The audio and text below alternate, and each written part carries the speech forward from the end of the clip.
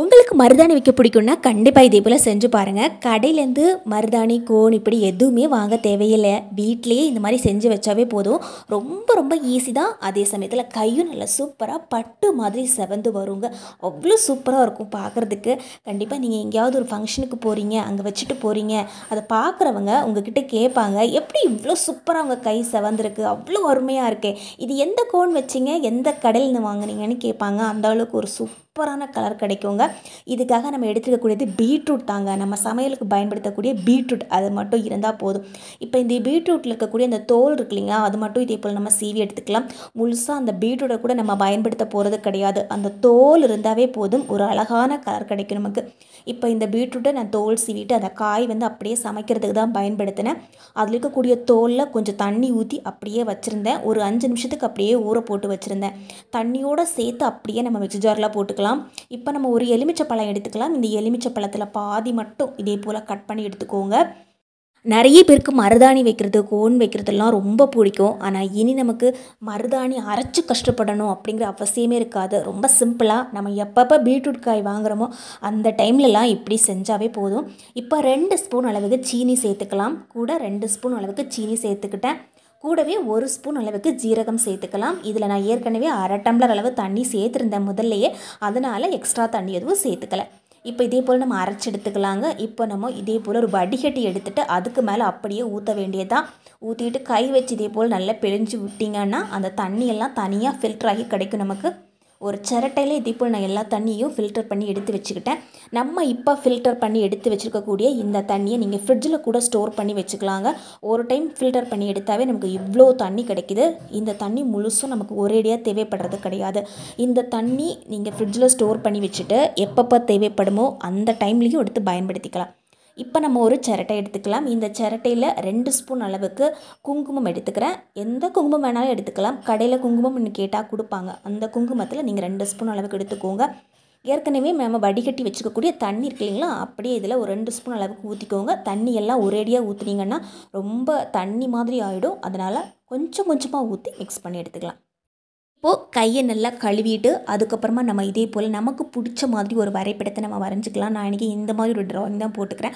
ரொம்ப சிம்பிளாக இருக்கும் இது. உங்களுக்கு ஏதாவது இதை விட ரொம்ப பிடிச்ச டிசைன் இருந்துச்சுன்னா நீங்கள் போட்டுக்கலாங்க. நான் இன்றைக்கி இதே மாதிரி தான் போட்டுக்கிட்டேன். ரொம்ப ரொம்ப எளிமையாக இருந்தது போடுறதுக்கு. அதே சமயத்தில் ரொம்ப நேரம் வச்சு கஷ்டப்படணும் கிடையாது. நம்ம மருதாணி வச்சோம் அப்படின்னா மினிமம் 1 மணி நேரமாவது நம்ம வச்சா தான் நல்ல கலர் கிடைக்கும். சில பேருக்கெல்லாம் மருதாணி வச்சா தலை வலிக்குது அப்படின்னுலாம் சொல்லுவாங்க. ஆனால் இதில் நமக்கு அந்த பிரச்சனையே கிடையாதுங்க. செஞ்சோமா வச்சோமான்னு போயிட்டே போகலாம். ஒரு டைம் செஞ்சு அந்த தண்ணியை நீங்கள் ஃப்ரிட்ஜில் ஸ்டோர் பண்ணி வச்சுக்கிட்டிங்கன்னா அடுத்த முறையும் உங்களுக்கு தேவைப்படும் போது நீங்கள் எடுத்து கலக்கி அப்படியே வைக்க வேண்டியதுதான். இப்போ கையில் நான் விரல்களில் இந்த மாதிரி சின்ன சின்னதாக டிசைன் போட்டுக்கிட்டேன். இப்போ நம்ம ஏற்கனவே மிக்ஸ் பண்ணி வச்சுருக்கோம் இல்லைங்களா, அது இந்த மாதிரி எடுத்து வச்சுக்கலாம். நான் எடுத்து வைக்கிறதுக்காக தலையில் நம்ம வைக்கக்கூடிய ஹேர் பின் தான் பயன்படுத்தியிருக்கிறேன். இந்த ஹேர் பின் வச்சு இதே போல் வச்சு விட்டால் போதும். வைக்கிறதுக்கு ரொம்ப ஈஸியாக இருக்கும். இல்லை உங்கள்கிட்ட பட்ஸ் இருக்குன்னா பட்ஸ் கூட வச்சு வைக்கலாம், அதுவும் நல்லாயிருக்கும். ரெண்டுமே இல்லைன்னா தென்னந்துடைப்ப குச்சி இருந்துச்சுன்னா அது கூட நம்ம வச்சு வைக்கலாங்க. அதுவும் இதே போல் நமக்கு நல்லா வைக்கிறதுக்கு ஈஸியாக இருக்கும். இதே போல் ஃபில் பண்ணி விட்டுக்கிறேன். நம்ம இதே போல் வைக்கும்போது சிங்கிளாக ஒரே லைனில் வச்சோம் அப்படின்னா நமக்கு நல்லா டார்க்காக தெரியாது.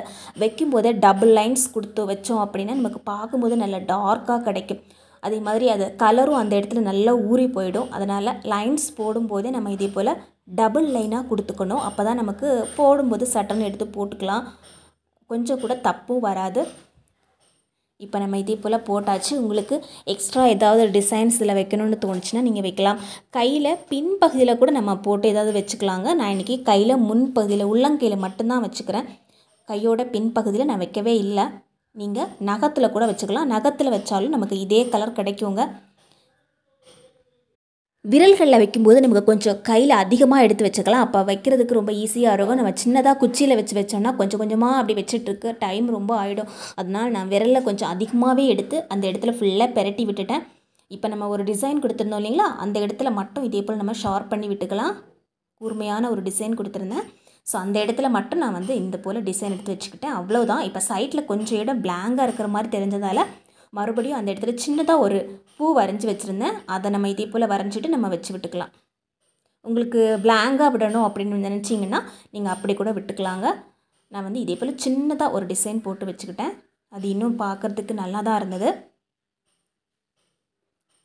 இதே போல் நம்ம ஏதாவது சட்டுன்னு ஒரு ஃபங்க்ஷனுக்கு போகும்போது கூட வச்சுட்டு போகலாங்க. ரொம்ப டைமும் எடுக்காது. சும்மா வச்சுட்டு நம்ம ஃபேன் காற்று கீழே உட்காந்தாவே போதும். ஜஸ்ட்டு ஃபேன் காற்று கீழே நீங்கள் ஒரு 5லேருந்து 10 நிமிஷம் உட்காந்துக்கும் போதே அது நல்லா காஞ்சு வரும் பாருங்கள். இந்த மாதிரி நல்லா காஞ்சு வருது பாருங்கள். கொஞ்ச நேரத்துலேயே நல்லா காஞ்சு வந்துடும். நல்லா காஞ்சு வந்ததுக்கப்புறமா நம்ம கழுவுனாவே ஒரு அழகான கலர் கிடைக்கும். மிக்ஸ் பண்ணி கூட நம்ம ஃப்ரிட்ஜில் ஸ்டோர் பண்ணி வச்சுக்கலாம். குங்குமத்தை மட்டும் நம்ம எடுக்கும்போது நமக்கு பிடிச்ச மாதிரி கலர் இருக்கக்கூடிய குங்குமத்தை பார்த்து எடுத்தோன்னா நல்ல கலர் கிடைக்குங்க. நீங்கள் ரொம்ப லைட் கலர் இருக்கக்கூடிய குங்குமத்தை எடுத்திங்கன்னா லைட் கலர் தான் கிடைக்கும். டார்க் கலர் இருக்கக்கூடிய ஒரு குங்குமத்தை எடுத்தால் தான் நமக்கு அந்த டார்க் கலர் இருக்கக்கூடிய அந்த நிறம் கிடைக்கும். அப்போ தான் பார்க்குறதுக்கும் நல்லாயிருக்கும். இப்போ வந்து நல்லாவே காஞ்சு போயிடுச்சு. காஞ்சதுக்கப்புறமா நம்ம கழுவலாம். எவ்வளோ சூப்பரான ஒரு கலர் வருதுன்னு. இனிமேல் நீங்கள் இதை தெரிஞ்சுக்கிட்டிங்கன்னா கடையில் மெகந்தி வாங்கணும், கோன் வாங்கணும் அப்படின்னு போகவே மாட்டீங்க. ரொம்ப எளிமையாக நம்ம வீட்லேயே இதே போல் செஞ்சால் போதும். இதே மாதிரி நம்ம குழந்தைங்களுக்கும் வச்சு விட்டுக்கலாம். மெகந்தியில் நிறைய ரசாயனங்கள் கூட கலந்து வச்சுருப்பாங்க. ஆனால் இதில் நம்ம கொஞ்சம் கூட கெமிக்கல்ஸ் எதுவுமே சேர்க்காம ஒரு சூப்பரான கலர் வந்திருக்கு பாருங்கள். உங்களுக்கு இனிமேல் மெகந்தி வைக்கணும் இல்லை மருதாணி வைக்கணும் அப்படின்னு தோணுச்சுன்னா இதே போல் நீங்கள் வச்சு பாருங்கள். ஒரு அழகான கலர் கிடைக்கும். கண்டிப்பாக ட்ரை பண்ணி பாருங்கள். வீட்டில் பீட்ரூட் இருந்துச்சுன்னா உடனடியாக கூட நீங்கள் ட்ரை பண்ணி பார்க்கலாம். பீட்ரூட்டில் இருக்கக்கூடிய அந்த தோலே போதும், அவ்வளோ சூப்பரான ஒரு கலர் கிடச்சிருக்குது. இப்படி பிடிச்சா லைக் பண்ணி ஷேர் பண்ணுங்கள். கண்டிப்பாக ட்ரை பண்ணி பாருங்கள்.